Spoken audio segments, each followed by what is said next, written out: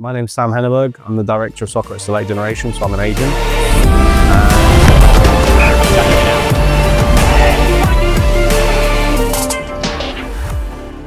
All right, Footballer's Diary. We have a super special guest today. Not only has he played D1, grew up playing soccer, now has a agency, Select Generation, but he's also helping our youth, the youth in this country, get across the pond. Man, thank you for being here. Yeah, appreciate that, Tony. No, I'm excited to talk to you guys. And just have a conversation, really. I think what you guys are doing is awesome. I've been checking you guys out, and I know we met at the high school game, which is kind of crazy. Yeah, how we got introduced to each other. But I'm always looking to talk and learn and just have a conversation, really. So I'm excited. Absolutely. And, we did meet at a high school game, and, the system in America is a little different. It's unique. It's special, which is kind of part of the reason we love it. But I'd like to start with your story, man. Where'd you get started with football? Yeah. So I grew up in England, about 40 minutes southwest of London. And I was never really part of an academy, or I never wanted to be a professional soccer player. I was a good player at my level, but I was never in a big academy team. I was playing for my school, for my state. I was playing for a local team, in the lower leagues of football. But I was never really trying to be a professional. I was always big on my academics, I wanted to study. So as I kind of was in school and studying and playing soccer, I also played tennis. And when I was getting to 16, 17, we were exploring the scholarship route to the US. My parents had lived in the US previously. I was born in the US. I was born in New York, so I had American citizenship. That's awesome. And when I was 16, 17, I was all right, I want to go to university. I started applying to English universities. But coming to America was I could study, I could travel, and I could play soccer, and I could get my education paid for. Checks out the back. So it was ticking in the boxes, and it was an experience. It was an adventure. I've always been kind of one to put myself out there and go and do things. So then I got an agent to go to the US on a scholarship. Started talking to some schools, made a highlight video, and then I played 3 years Division 2. Then I transferred. I played 2 years Division 1. Then I was trying to explore the pro route, but I wasn't really good enough. I didn't have an agent. I couldn't get a contract anywhere. So then I started working. I had a job in a software company, a fintech company. But I was kind of missing soccer. Football was my life. I played since I was, It's an itch. played since I was 2 years old so I was 22, 23, but I didn't have football. I didn't want to coach. I don't like coaching, but I had a lot of friends who were involved in football. So we set up the agency and then kind of went from there. That's crazy. So you actually went through the a true American pathway. So you went D2 first and then transferred to New Hampshire. Yeah. So I wasn't all the D1 schools are bringing kids from Premier League, if you're English, Premier League Academy or Football League Academy, and that wasn't me. So I had an agent that was at the D2 level, and I went to a decent, okay Division 2 school.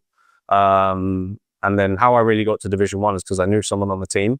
So the Division 1 school in New Hampshire, they had recruited a player from a previous D2 school that I went to school with. And he was a year older than me. So when he graduated, they basically swapped our scholarship, and we were the same position, same everything, same jersey number. And I basically just took his scholarship, I took his position, plug and play, and I went up there. I played USL2 in the summer before, so I got a good feel. Nice. Where'd you play? North Carolina Fusion. We actually, in the USL2, got to the national final in 2021. So we played in Des Moines. It was in front of 8,000 fans. So you still got that professional? Yeah. No. It's funny because I always say I wasn't good enough to be a pro. I think that point was probably my peak, where I played in the USL2 final. I think at New Hampshire in the 2022 season, we were 19-1-2. We lost 2 games, the conference final and then the Sweet 16. That was probably my peak. That's when I was trying to play pro. But yeah, that's how I got. So you were part of that New Hampshire team that became a household name. Yeah. So they experienced a lot of success before I came. And I think the year after I left, they went one step further. They got to the Elite 8 where they lost to Clemson. But I think, I was part of the team that, how do I sound this without saying arrogant? I was part of the team that, when you talk about UNH, now they kind of went through a transition period because they changed the head coach. But when you talk about a team that UNH team, I was probably part of that team. Yeah, Yannick, yeah. Yeah, man, it's crazy. So D1 experience for you, we cover a lot of D1 and we love D1. Um, to sum it up to people who aren't yet fans of D1, to maybe people in the UK or anywhere, where do you level it? Where do you put it? What was your experience for D1? Yeah, so I think I was very lucky that I got to experience Division 2 before I experienced Division 1. Sure. I remember that when I went in, I've told this story before, I went into the locker room and you get like your cleats, your flip-flops, your hoodies, your Under Armour, gloves, everything. And I was like, wow, I'm so lucky. Yeah. At my Division 2 school, they had a budget cut and we had to pay $150 for our travel gear, like for our new shoes and for our practice tops. And I remember thinking, oh, like, is this not part of my scholarship? Like, yeah, a travel kit before. Like, and then you have players in New Hampshire like, oh, my cleats are half a size too big for me. What the hell? And I'm like, if you knew how it was for everyone else, like, wow. But yeah, I mean, I was very lucky with my college experience to appreciate the Division 1 level. I think at New Hampshire, we didn't have the best facilities. Like you go and see like some ACC facility, it's insane. We didn't really have that. I think, honestly, during the season, we went to the gym. Like, I don't even think we had maybe one gym session. Just because the coach didn't want us to like overload and do too much. Like in the US, a lot of the strength and conditioning is tailored around baseball, basketball, or football, which is the complete opposite to what a soccer player should be doing. So yeah, I was very lucky. I really liked Division 1. I think for me, that's when I started to want to be a professional, because we were doing film for like, sometimes we were doing film more time than we were on the field, really understanding the role of the system, how to play. And just like the caliber of players around you, like you're playing with guys that have played in Europe's like top youth divisions, you're playing with the best of the best American players, and you have fans at your games too. Like you feel like a professional. So I was very lucky with my experience and very grateful. One thing a friend of mine, he made it to the Manchester United U19, and after that he kind of didn't play soccer after that. And he said that's an everyday experience for a lot of players. Like you'll make it to U19 year and that's it. Where I explained to a lot of people that college kind of gives you a plateau. It's like, hey, I reached this. Where it's not just, hey, I made it through U18 and that was the end of soccer for me. Do you think that's like overlooked by players who are just like, I need to go pro? Or what do you mean? It's like when you play college, you got that experience of reaching one of your goals your whole life. You got here. But you hear so many US kids look at college like it's like a secondary, like if I don't make it pro, I'll go play college. Where it's like you have the completely wrong, Yeah. Yeah, I think like the college system is amazing. Like I wish we had it in England, because in England, if you don't get offered a pro contract at 18 and you get released, you start working in a call center, you become an electrician, plumber, you go to university, and we don't have the NCAA model where you can do both. Like, if you want to go to university, you have to move to a completely different city, just do academics, and the university team is like, you get drunk the night before a game. If you want to play football at high level, you have to go and find a new club, find a team, and work your way up. Even if you've played for Man United, I mean, it's easier if you've played for Man United, Chelsea, Tottenham, but still, you still have to kind of go out of your way. Whereas in the US, like, you can play at a high level, you can study, you can kind of like have your plan A and your plan B in the same place. You get 4 years to develop too. Like some players at 18, they're not the same player than when they're 22 years old, or 23 when they do a grad year. So there's so many players who just don't like they maybe it's later puberty, make whatever it is. Like well, that's why too. Like the youth league in the US is like, it stops at like U19, and then you have the MLS Next Pro. But in England, like Premier League 2 is U23. Like you got the U23 league, so that's why I think that it's a little bit different. You need something in the middle. Yeah, exactly. Yeah, youth reserve leagues, and I think MLS Next Pro is doing that. But yeah, so I'm sure that unique experience got you to the agency, but you do a few unique things, right? You have a pro team, but you also do a lot of camps. How did you kind of put this all together? Essentially, how we started with Select Generation was that I stopped playing college. I tried to be a professional. I wasn't good enough. I didn't want to coach. I still wanted to be involved in football. I had a lot of friends who were coaching in college. Like a lot of college internationals, they go into coaching in the college game. Yeah. And then I was playing like UPSL, like lower level, like just to play, because I miss playing football. And a lot of the players were coming up to me, Sam, how did you play D2? How did you play D1? How does it work? And yeah, for me, I'm thinking it's easy. Like, you make a video, you email coaches, you get an agent, you get a full ride scholarship or whatever. But obviously, for an English player, is way different to an American player. Yeah. And in America, you have MLS Next, DCNL, MPL, E64. Whereas in England, it's only a select number of players that want to come to the US and that have been vetted through that process. So me and my partner, Victor, we were living together in Charlotte. He was working for a soccer academy. I was working in a finance job. And we were like, why don't we just make a website, make an Instagram, and invite some of our friends to come to a field, book the field, invite some players, and we'll just do like a showcase match.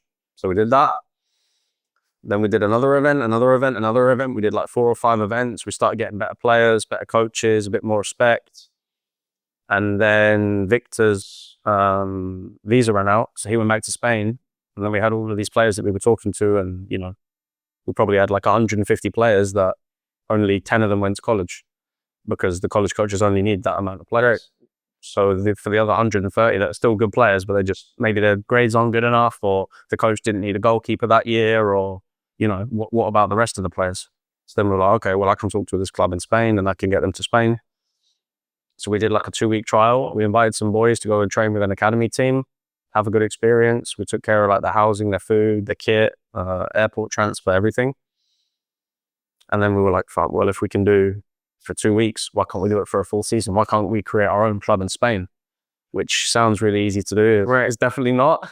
But we're like, well, let's do it. Like, let's go and recruit players. So we stopped doing events, because if I do an event, I can go and see 30 players, and it's difficult. I have to book the field, get insurance, get kit, everything. But I can go to MLS Next or to ECNL event with 1,000 players, and I can go, okay, he's good, he's what I need. So then we started traveling a lot more, watching players in person. I was watching a lot of highlight videos of players, and I was like, okay, he's good on this video. He'd turn up in Spain and he'd be overweight, he'd be injured, he'd be not professional. And I think that's where a lot of schools too, like, they're hesitant to work with agents because they just watch the video and they don't really trust the video. Right. So that's why we go a lot in person to watch players. And then we set up the team in Spain. This is our first year. Next year we'll have a team in England too. And then that's kind of how the agency started, like setting up with events, going and watching players. The better players you have, the more coaches ask you for players, and kind of just spiraled that way. That's kind of like every guy's dream in a way, you know, like start my own team and get it. Like, it's a pretty awesome story, man. Yeah, I mean, I say to my friends, like, I'm playing Football Manager in real life. Yeah, in real, I love playing Football Manager. Like when I was a kid, like career mode, you know, like when you're playing career mode, you're like Football Manager when you're doing like the deals and the contracts and like scouting and setting up like the like, for example, like my favorite thing is like doing the kit order. Like, I'm designing the kit. Yeah. And like, I love that stuff. Like, I've been doing this and those things. Exactly. Like, yeah, you know, on Nike ID, like getting your own boots. Like, I'm doing the same, but for kit, you know? So I love that. So you heard what he said. Video games do have a practical use. They do, yeah, strategy. Yeah. But it's pretty awesome, man, because I didn't realize you started off with the camps. And it kind of all, like, you know, actually, one thing that we all say here is like, you don't know exactly how it's going to turn out. You know, you just start. We pivoted so many times. Yeah. Like, at the start, it was just like, okay, let's do a showcase. Let's help a few players go to like colleges in Charlotte. That's where I was living, in Charlotte. And then we were doing international trials. And then I was like, yeah, I mean, I have a good salary. I have a good job. Like, Select Generation will never be full-time. I'll just do it as a hobby. And then we started the team, and I'm like my dream job for me personally was to be like the GM of Chelsea, yeah, or the GM of Charlotte or Inter Miami. Like, I would love to be the general manager doing like sponsorships, deals, collaborations, partnerships. And like with Select Generation, it's allowed me to like build a football team, build the infrastructure, build the foundation, make sure we're good from the get-go. And ultimately, like, I would love to represent players in the Premier League, La Liga. Yeah. Like, so it's allowed me to really go and watch players and high level of players. Well, it's kind of cool, right? Because you're doing it from the ground up. And I think sometimes when you start too high, it's like you're too close to the forest to see the tree sometimes. And you know, now you've kind of seen it from the bottom up. Yeah. But that's really cool. So far with the experience of bringing the U.S., because there's a stigma, obviously, of bringing U.S. players to Europe. Have you had success? Like, how has that process been? Yeah, I mean, the biggest challenge is like objections from the parents and from the players, because there's so many international academies, and this person had a bad experience and it was 50 grand, and like he was living in a room with 5 other people. The food was rubbish. The level was awful. So for us is like really trying to be genuine and honest, and like we've had a lot of success because I think we're very genuine. And I tell all the players, like, the more, like, it's like anything, the more you put in, the more you get out of it, right? Like the earlier you go to bed, the better food you eat, the more you go to the gym. Like, if we don't, like, I tell the boys this year, like, if we don't get promoted, if we don't win, nothing can happen for you next year. Like, you could go back to the US and be going to community college and be, I don't know, working in an office. Like, and maybe you want to do that, but the players that we talk to, like, they want to be professional soccer players. So I think for us is like being honest, being genuine. And I think we find success with, like, we're watching different types of players, like players that get offers from UCLA, Wake Forest, FIU. They don't really need us. Like, those players, like, I talk to them and they don't need help. Like, they're good. But we're going after like players that maybe are under that. Maybe the Division I coach brought in a 20-year-old transfer student. Maybe the Division I coach brought in an international player. But what about this other type of player who needs some more exposure, needs a platform? How can we give that player that's hungry and motivated? Because you can talk to loads of players that are like, Sam, I want to play Division I soccer. That's all I want to do. And I'm like, you want to play Division I soccer, but how many Division I offers have you got? Like, maybe there's even D3 schools that don't want to talk to you. Like, you can't just tell me you want to be a D1 and then I make it happen. Like, I'm not a magician, right? So, like, the work's got to come from you, really. And if you need advice, if you need mentoring, like, I always want to work with good players. That's one thing that you said. It's like, you don't need just an agent, you need a mentor. Yeah. No, so it's funny because we're an agency, right?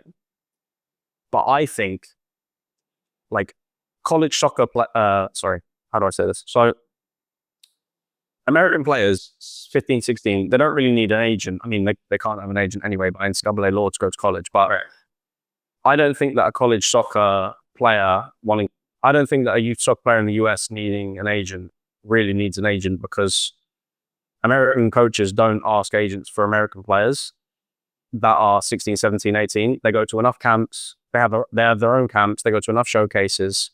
They get enough emails that they know their target. They know who they want, right? They've got like a board of 100 players in their office that they could pick an offer and sign.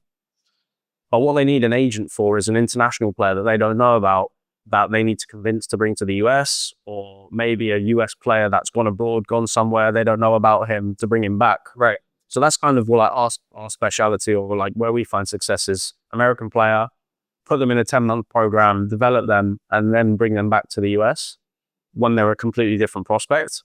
Whereas I think for like, but you need a mentor. Like, there's so many 15, 16-year-olds, because I think, like, in the US, a lot of the parents, like, I was having this discussion the other day, like, whose responsibility is it for the 15, 16-year-old to know what to do to go to college? Because is it the parent? Is it the coach? Is it the player? Doesn't really matter whose job it is, but the player needs to know. He needs to send more emails. He needs to go to camps. And maybe the parent is, I don't want to spend $500 on this ID camp. Maybe the parent is, I don't think he needs to email that school. But like you played basketball in high school, you played football in college. Like, you don't know how the soccer program works. It's completely different to everything else. I think it's the club coach's responsibility. Like, if I was a club coach and my U15s, U16s are asking me for help, I think it's my duty to say, listen, guys, I want to get you to college. This is what you need to do. If you need help, this is what you need to do. Because they're the ones that should be educated in the space. But I think you need a mentor, because there is a lot of questions. It is a tough process. I always say, like, if you're 15, 16 and you don't know how to get college soccer offers, go to your mum, go to your dad and say, Mum, Dad, if you were applying for a job, what would you do? It's the same process. You email coaches, you build a resume, you make a highlight video. And if you think about it like applying for a job, that's kind of how it is. No, it's a great answer. And it brings up a few different things that we talk about a lot. Like, okay, Florida, for our now population is pretty equivalent to Portugal. Portugal has 4 divisions, 3 pro, and, what is that, over 60 teams that you could essentially play for. Florida, there's Inter Miami, Orlando City, Tampa Bay Rowdies. There's a lot less pro options. And so on the youth side, when you hear these, D1 colleges, say that, hey, we're only taking kids from MLS academies. Well, there's just too much population in the United States to fit into MLS academies or even MLS Next, right? Because even here in South Florida, which we consider having a strong MLS Next, there's there's no team anywhere south of Kendall, which is thousands and thousands of kids. Between Kendall and Weston is, I mean, what, miles? You know, it's like, it's just not realistic that you're going to put all these kids into this MLS next box. It's just not possible. There's way more quality than that. But to your other point of the of whose responsibility is it? We have like an epidemic with like this. This going pro is the only pathway at the club and at the club level. How do you kind of change that mentality to understand that there's like it's not an easy jump, right? Like you have to have a step in between that. Yeah, I mean, I think if you want to be a professional, I said this the other day, like you really need to understand your level and understand what being a pro means. I think like everyone says they want to be a pro, but like, do you really want to be a pro? Like if you're saying you want to be a pro and you're not already, that probably is a good reason why you're not there. And there's other players that are there. So I think like in England, we have, I don't know, 15 different divisions. Like you have Premier League all the way down to like step 8, step 9. And there's so many teams, but it's because of promotion relegation. Like you go in at a level that you can play at. Whereas in the US, like you obviously have all this like big geographic, and even USL 1, like those teams are flying like across the whole country. Yeah. And it's not really regionalized. So I don't really know. Like it's difficult, but if you're not playing at one of those big academy teams, pro academy teams, like there's still other pathways for them. Like, there's lack of information, right? Because how many clubs actually know which ID camps even send kids to? So maybe the easy answer is, oh, you gotta shoot for pro, right? Like like you said, information and mentorship is almost more important than like having an agent. There's just so many parents, they don't know what ID camp to even. Yeah, but it's overwhelming. Like you have Division 1, Division 2, Division 3, and there's so much stigma around like JUCO is horrible. Yeah. You can go to JUCO for 2 years, save your eligibility, transfer when you're 2 years older, and get. No one knows that, by the way. Nobody knows that. Yeah, but like that's what I mean. And like NAIA too. Like yes, there's some not very good NAIA programs. Kaiser and West Palm Beach, they won the national championship 2 years ago. They transferred the kid, my friend, to Akron, transferred the kid to Jacksonville. Like the NAIA is still a high level. Yeah. Like a lot of NAIA teams beat most lower Division 1 schools. So I think it's just lack of information. Yeah, lack of information. But also, it's like, whose responsibility is it to give them the information? Like, is it the club coach? Is it the parent? Is it the director of the club? I don't know. I think it's hard too because it's like there's a stigma that's created around ID camps. Also is different. Like, I could tell you, like, go to an ID camp because it's going to be good for you. You're going to get more exposure. But could you have got the same exposure from emailing the coaches? Could you got the same exposure from going on Instagram and DMing like the players, like, hey, here's my video, can you send it to your coach? Or have you got your coach's phone number? That's something that I used to do when I was trying to transfer. Really? So yeah, like the I say it all the time, like, that's hungry. The more views you get on your video, the more phone numbers you get, the more emails you get of all these coaches, like the more things are going to happen to you, right? Like it just takes one. And also it's like cyclical. Like this week, the coach needs a right back. He finds a right back. Next week, okay, I'm focusing on a centre back. Centre back does his ACL. He needs a centre back. Another centre back. Yeah. Like we're in May because the guy did his ACL in May and he's like, shit, who have I got? So yeah, it's just misinformation, but also it is difficult because I might say something and a different agent says, no, that's wrong. Like you shouldn't go to ID camps. It's a money grab. You should, I don't know, just go on official visits, knock on the coaches. I wish it was public information, like how many kids were taken from a camp. That would be pretty cool. That would be cool, yeah, but there's probably a reason why they don't post. Another thing that you brought up that was really like powerful to me was using soccer on how as like a tool to be successful in other parts of life. Can you touch on that a little bit? Yeah, I think like soccer is such like a team sport, and so I think like, how do I say this? I think being successful in life is a lot of the time like being successful in a soccer team, right? Like if you have a good soccer team, it means the culture is good. It means you guys are taking risks for each other. It means that you're covering each other's backs. The coach is good information, giving good information is literally like working in a job, right? Like you need to listen to your manager, you need to respect him, you need to respect your teammates. And I think the better you are at like listening to instructions, working hard is like that's how life is, you know? Yeah. The more you go to the gym, the more you kind of take care of your health, the more you work for others on your team, the more you see results. Like, that's life. So I think like, there's a lot of people that want to be professional soccer players. They want to play at the Division 1 college level, and they kind of give up and they complain and like they moan about, oh, I didn't get the offer because like the coach didn't like me, or I didn't get the offer because like that guy's dad knows the coach. That's why he got the offer. Like, no one cares. Like, he got the offer and you didn't. Yeah. Like, That's going to happen in any other part of life. there's 250 Division 1 programs, right? You didn't get it from that one. Go to the next one. Like, who's complaining? At the end of the day, you didn't get the offer and he did. Doesn't matter how he got the offer.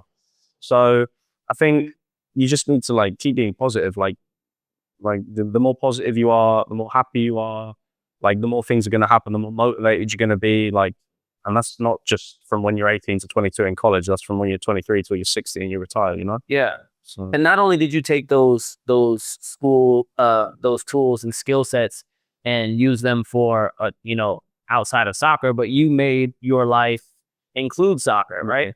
So it's kind of like an interesting parallel too, that there's other jobs, other things that you do in soccer that aren't playing. yeah, I mean, I think I always wanted to work in football, but I didn't know how. So I remember I was applying for jobs when I was living in Charlotte. I was trying to be the kit man of Charlotte FC. I was trying to like do ticket sales in the office, and I never got a call back, and they never even opened my resume probably. And I just couldn't figure it out. Like, I was applying to like marketing manager at the USL. They never got back to me. So many things. I was like applying for jobs at the Chicago office for the Soccer Federation. I may have applied to someone. Yeah, but I never heard anything. And like, I could have been discouraged. I was like, all right, if no one else is going to help me, I'm just going to do it myself. So I think that like everyone always talks about like soccer is expanding in the US, like soccer is growing, blah, blah, blah. Like Messi just came to the MLS. You have Zaha at Charlotte. You have all these players. Yeah. But no one talks about like off the field too. Like San Diego just bought a franchise for 400 million. You think that there's just players going into that? No, there's like administrative staff, marketing staff, ticket sales, sponsorship, brand deals. Like, why do you think Juan Mata is buying part of that? Because like ex footballers are now thinking, oh shit, football is a good investment. Like, an investment doesn't just mean players on the pitch; it means off the pitch too. Brand deals, marketing, sponsorships, like technical analysts, like all this data. Like, my friend just signed at a USL club in San Antonio to be technical analyst. Like, there's so many roles involved in football that you don't even know about, like kitman, nutritionist, dietitian, like the person doing the tactical analysis. What about the person actually doing the tactical analysis, telling the tactical analysis about this data?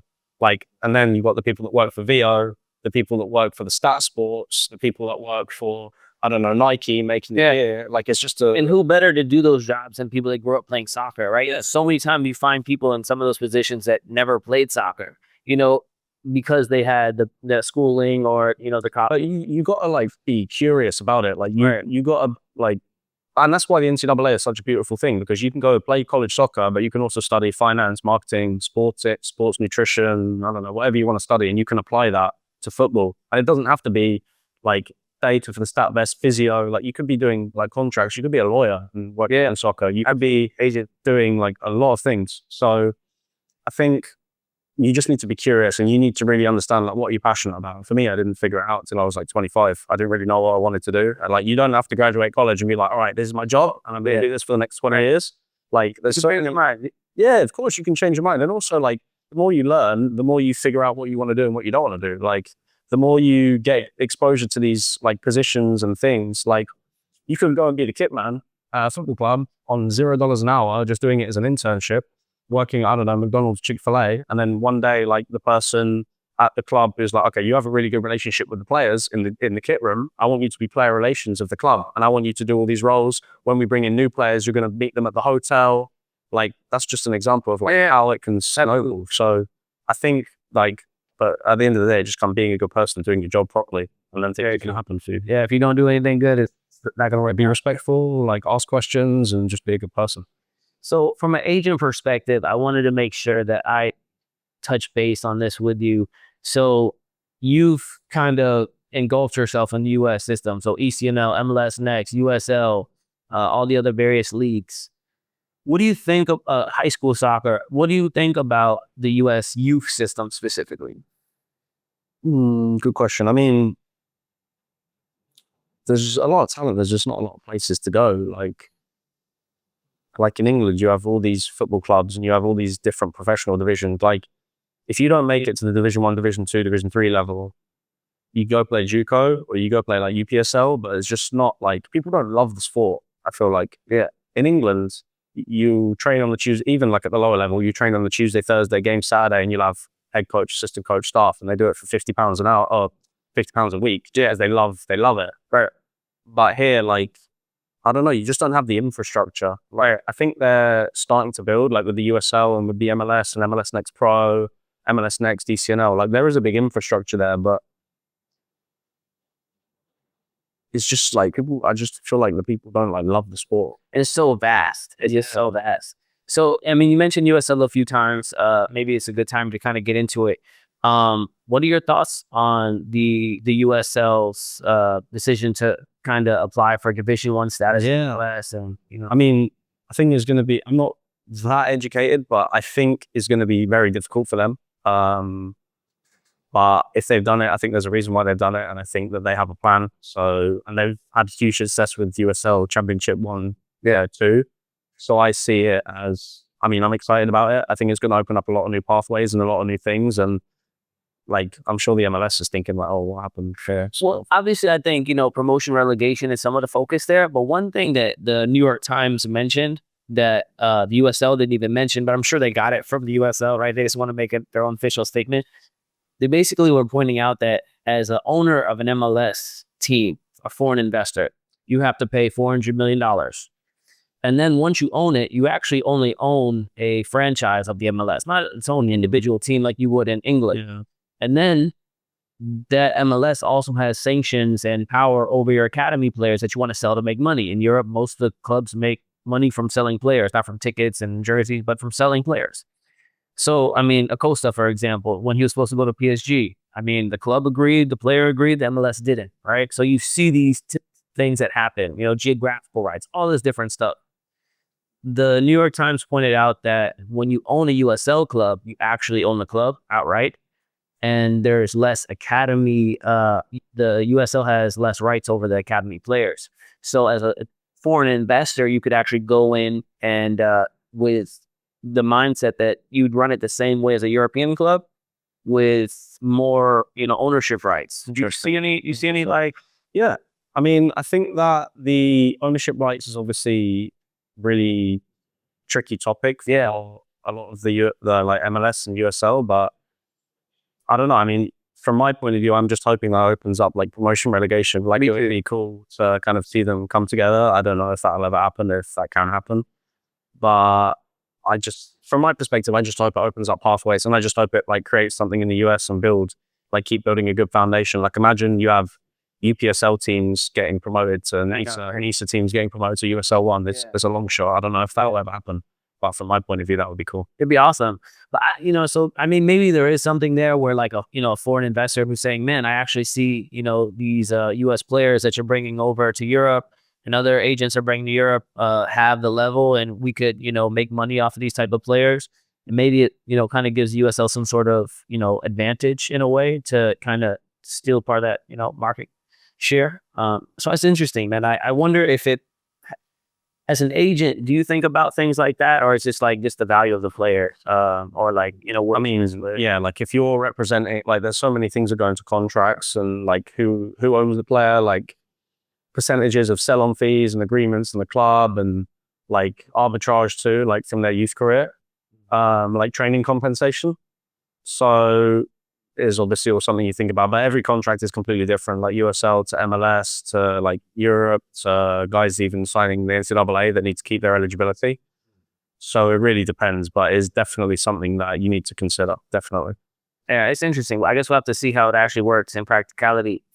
So what's next for you, man? What's next for your agency, your club? No, it's a good question. I mean, like, if you told me 2 years ago that we'd have a team competing in the Spanish football pyramids and next year a team competing in England, I'll tell you you're crazy. So I don't know, like, I think we've had a lot of, like, I get a lot of parents saying, oh, have you done this for like 10, 12 years? Like, you're doing like social media on like website looks amazing, but we've been doing this for like 2 years. Like, I think for us, I want to be honest with players, and I want to be genuine with players, because that's the biggest thing. Like, agency, select generation, money grab. And I really don't want to have this stigma around agencies. I want to try and get away from the narrative that I'm gonna charge you $5,000, promise your kid a Division 1 scholarship, and then it gets to May, I'm like, sorry, I didn't have anything. I just want to get away from that. Yeah.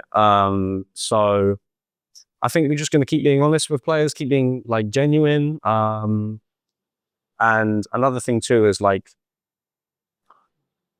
I just want players that are hungry, that are good, and that want to get better. Because we've had players come, they want to come to Spain for a holiday, they go out partying, they get drunk. It's like, dude, why are you here? Like this, like if you played well tomorrow, they could sign you, and you're just stupid getting drunk. Like, I get it. I would have done the same when I was 17. I totally get it, but that's not who we're trying to bring. Right. So I think, like for me, there's always a challenge to source the best players, to find those hidden gems, because like I said, we're not taking players that have got offers from MLS Next Pro, from Division 1 colleges. Those players don't need us. We're looking for a different type of player.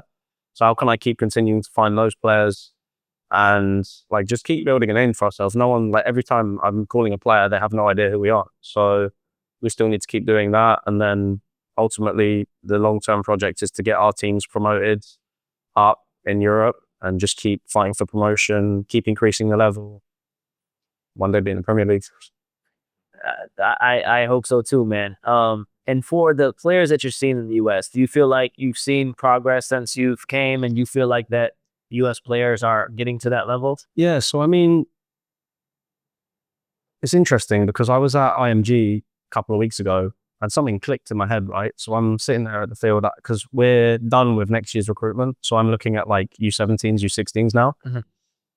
And I was sitting in the U16, U15 fields, and I was like with Charlotte FC, Austin, and like some MLS clubs. And I'm talking to the Charlotte FC coach, like, why are you here? Like, oh, we're looking for players. Like, we're looking for players. I'm like, oh, you should go and watch the U19 field. Like, there's a good player, like one of the kids who came to Spain with us. Now, we don't really take like U19 players. It's too old. Like, we're looking for 15, 16-year-olds and 14-year-olds. And that kind of clicked to me. Like, now it makes sense that for MLS Next, up until like U16, it's like top player. Because I was going for the U16 fields, I was like, wow, there's some ballers there.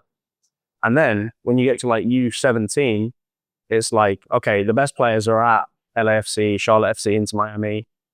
And now it's like the still good players, but not the top players at the other MLS Next clubs. And then you go to U19, and it's like the top players are at the MLS Next clubs, at the MLS academies. The top, how do I say this? Right. So the top players are obviously at the MLS academies. The top players are they're committed to Division 1. So they say, I don't want to play MLS Next my senior year. I want to go play high school.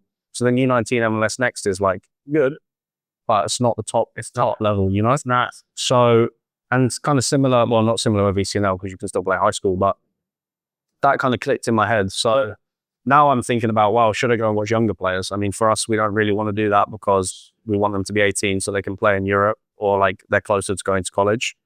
But that kind of clicked in my head the other day. So I forget what your question was. No, but just to touch on that, it's crazy because I've done the same thing. I've gone to the U18, U19 divisions, and MLS Academy games. Oh, obviously won't name them. But the best MLS Academy U19 teams, they're not playing to that. They're playing to the MLS Next Pro. Yeah, or UPSL, or sometimes we'll put them in a different league. But I looked at it and thought the level wasn't high. Like I've seen that. And well, yeah, because also the players that are not committed to college yet, they're like, oh man, I want to go and join MLS Next team, and they're kind of desperate to like get that exposure. Like, I want to play MLS Next my senior year to get that exposure, but it doesn't really work like that. Like, if you go to MLS Next Fest, yes, the colleges are going to the U19 bracket, but most of the time they're going to the U17 bracket because that's where the players are. Yeah. It's so fun. And you know, also something, I was talking to someone the other day, and they were saying there also is an issue with some of the U17 players who play up on second team or U19 even, getting missed by colleges. And I don't know if it's on purpose or not. Like maybe the MLS clubs are like, we'll put you on second team so you're not getting offers from these colleges. But the colleges aren't looking at the teams on second team, and they're not getting those offers. Like they're missing that. What do you mean? Like the MLS U19 or the MLS Next Pro? The academy, like MLS academies, like for the kids who are like 16, 17 playing second team, a lot of times they're not going to some of this stuff. Yeah, because I remember I was last year I lived in the Bay Area in San Francisco, and I went to watch a game, the local team versus Seattle Sounders. And I remember I was going and I was talking to one of the parents for Seattle. Oh, your kid, like, he's a good player. Like, what's his plan for next year? They don't let him go to any camps. They don't want him to go to college. They just want him to focus on the MLS Next Pro, which I mean is good. If I would love for my son to hear that, because it's like, oh, he's going to be a pro. Yeah. But then it gets to May, he doesn't get offered a pro, and what does he do? And now there's no college offer. What does he do? No, I've seen it so much. I've even seen like kids who decide to take the college offer at MLS academies get kind of shelved. And I think that's crazy. Like, you know, it's like, Well, yeah, but that's part of being a footballer. Like, that's something that you got to deal with. Like, that's like the what's it called? The adversity. Like, that's something that you got to figure out. Like, I know plenty of kids that have gone to MLS. They get offered a deal, they get benched, they get injured, they don't get their contract renewed. Like, now I go to JUCO. Yeah, they go to JUCO, and they're like, I'm playing JUCO, but all the kids at U17 are now playing D1 for this big, massive school. And so, yeah, but like, they didn't have the pro offer that you had. So, like, you got to take it into consideration. Are you going to complain about it at JUCO, or are you going to go score 10 goals and transfer to Division 1? Yeah, how are you going to play this out? yeah, like you said, it all happens at the higher level anyway. Right? Yeah, I mean, it's interesting because that's the beauty of it in the US, that like in England or in Europe, if you don't get offered the pro deal, like, good luck, you're on your own. So regardless, it's still like, so going back to the pathway situation, it's still better than sometimes the alternative, right? Like, yeah, in Europe, you might have multiple divisions of pro, but if we don't get there, I mean, it depends what your priorities are, because like, obviously everyone would like to go to college to get a plan B, to get your academic degree, but like, some kids are not smart enough, or they don't want to do that. And in the US, it's expensive. So if you don't get a scholarship, then it's difficult. yeah, I don't know if this is, like, I've talked with some players, I said, like, the first year they go to D1, like MLS Academy players, they'll do fine. But the second year, when they have to meet grade requirements, sometimes it's not, it's easy to stay eligible. Yeah, no, it's difficult, but like, I mean, if you can't keep up a 2.0 GPA in college, then It's a problem. good luck. No, good luck for not being a professional footballer. You got to figure that out, you know? Yeah, I think academic success sometimes, you know, equals Success on the field, yeah, for sure. I mean, you just got to be dedicated. It's not difficult to just, I mean, if you're below a 2.0, you probably, yeah, like, that's a problem. You just need to you're probably just not doing your homework. So, no teacher wants to fail you. And just going back, so just to stay on that the US pathway, you know, MLS Next obviously gets most of the attention, but a lot of people don't realize how many kids go D1 from ECNL. And if you've ever been to an ECNL tournament, you realize why. Like, it's a high level, it's a impressive teams. Some of them, a lot of them beat MLS Next teams. What's your thoughts on ECNL? Yeah, so I would say the difference between MLS Next and ECNL is kind of similar to the difference between Division 1 and Division 2.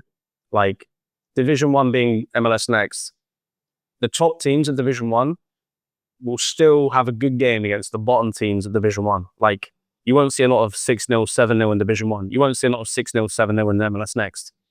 In ECNL, like Division 2, the top teams at ECNL will beat a lot of MLS Next teams. Like, there's a lot of quality there. Right. But maybe some of the top teams at ECNL will beat some of the bottom teams 6-7-0 because there's a big gap. So I think that's how I would kind of categorize it. I would say, generally speaking, like, more MLS Next players go to college. But then ECNL players are a bit more switched on because they're not as arrogant. They know that they're not playing MLS Next, so they know they have to work a bit harder. So they send more emails, they go to more camps, they're more switched on. And I think top Division 1 schools are looking at MLS Next and ECNL, absolutely. But I would say, like, Division 2, Division 3 schools probably are more ECNL players, just because those players are the ones reaching out to D2, D3, because the MLS Next players are like, I don't want to play D3. Because they don't reach out. Yeah, they don't even reach out. That's interesting, right? So the ECNL also comes with a different mindset of player.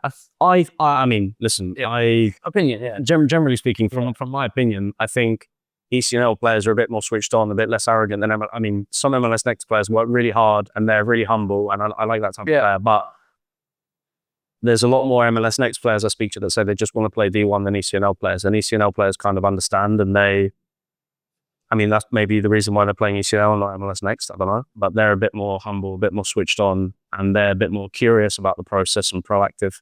I also think, like, it's just like more, like, sometimes I think it's just more fun. Like, my younger son, he plays at Inter, and when he goes to a high school game, he's like, man, this is awesome, you know, because it's like a different experience. So ECNL and high school kind of gives you two pathways, you know, it's kind of cool. But MLS Next did kind of respond with the MLS Next 2 as a youth league, Any thoughts on how that will disrupt? I haven't really even read about it that much, to be So honest. basically, it's just like the second division of MLS Next, with possible movement even at the youth level. But it's, I think, kind of to combat ECNL. In my opinion, that's my opinion. Um, any thoughts on how like that will factor into? I think, I mean, obviously it's in the reaction to something. I mean, I don't know why MLS Next would need a second division. Like, why wouldn't you just keep the first division? Oh, maybe it's like a promotion relegation within the conference. Or are they trying to get like NPL or E64 teams or I think new teams? Or I think it's kind of because, from my understanding, to create MLS Next team takes is a higher standard. So for the teams that don't quite meet that standard, that are still a high level, are they going to have brand new teams, or are they going to franchise like brand- NPL teams? no, they're accepting applications for existing teams. Oh, right.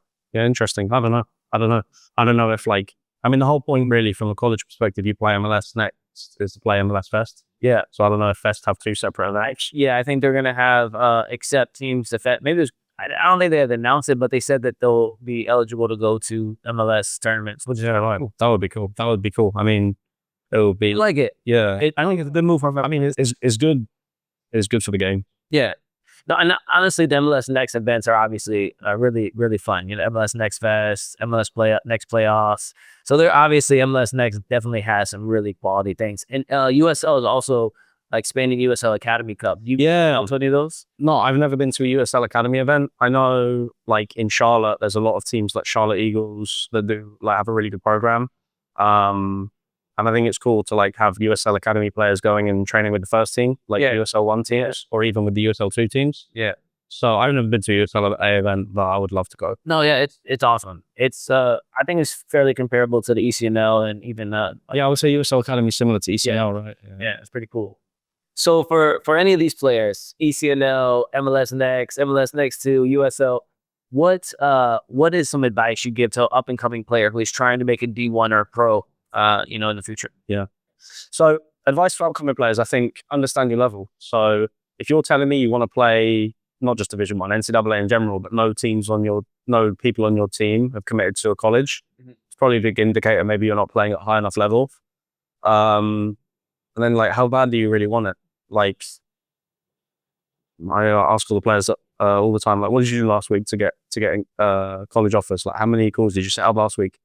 Oh, I was really busy with school and homework. Yeah, okay, but then your priority isn't going to college. Your priority is doing your school homework. You can't make that excuse every week. And everybody is, right? Yeah, everybody's busy. It's just, what are your priorities? If something's a priority, you'll get it done. So I think I always talk to players. Like, we have a podcast and I'm saying, okay, if you knew everything you knew today about your college process, what would you change?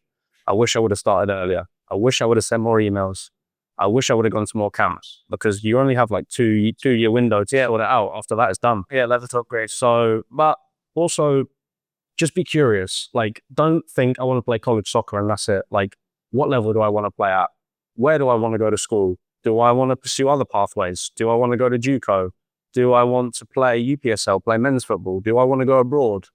Do I want to just study? Do I want to, I don't know, set up a Instagram page, informational, and start my own side business? Do I want to, like, there's so many things that you can do after high school soccer, but really you need to figure it out at like 16, 17, what your plan is, because once you get to 17, 18, everyone's like, all the scholarship money's been sent, all the players are filled. So my advice would be, understand early. If you're a parent, ask questions. If you're a parent and you don't know how the process works, that's completely fine. You don't have to know everything. Ask the club coach, go on Google, find a mentor. Like there's so much free resources online. Like, I'm sure you guys put out a bunch of content that like tells people what they should know, how to do it. Like, if you're curious enough and you really want it that bad, you will figure it out. So I think just being proactive and being switched on, but I understand your level. Like, if you want to just play Division 1 soccer and you've not played on a club that sent a Division 1 player in 10 years, just, you're probably not at that level. You could be, yeah, but probably you're not. So better off. I would rather have 3 Division 3 offers and no Division 1 offer than nothing. Absolutely. So cast a wide net. Like, don't just be reaching out to 3 Division 1 schools in your city. Yeah, that's great. But that's great advice, man. And for any, I'm sure we'll get the messages of young players and, you know, everybody kind of looking for your content, looking for what you do, where can they find you? Yeah, so main thing we post a lot of content is our Instagram, Select Generation, our website, selectgeneration.com. My email's on there if people want to reach me. But yeah, I mean, I would say I always want to give good advice to players. So like, if you're good, I'm more than happy to just like help you with whatever you need. I call a lot of players. I think we're more focused right now on 2026s and 2027s. So if you're a sophomore, junior, I've probably got more things for you. But yeah, Instagram and website is probably where you'll find most of our stuff. Excellent, man. Thank you so much, man. It was really a great conversation. Thank you, boss. Appreciate that.